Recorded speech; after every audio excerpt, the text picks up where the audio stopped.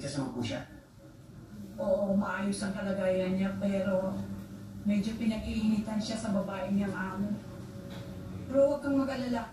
Wala namang masamang mangyayari, kaya alitin Sa pulang ako kung saan ang eksaktong lugar. Pero huwag kang mag-alala.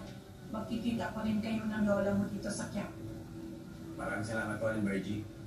Ang importante po, alam ko na ligtas po siya. Huwag kang mag-alala. Hayaan mo munang lola mo na makapag-isip. Marami lang po siyang iniisip na problema. Eh, ginaalala ko lang po, hindi pa po niya po kasi alam na nakalaya na ako.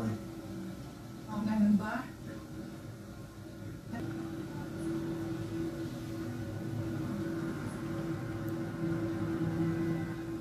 Maganda ang palad mo, Tanggol. Nagpasan. Aling Virgie,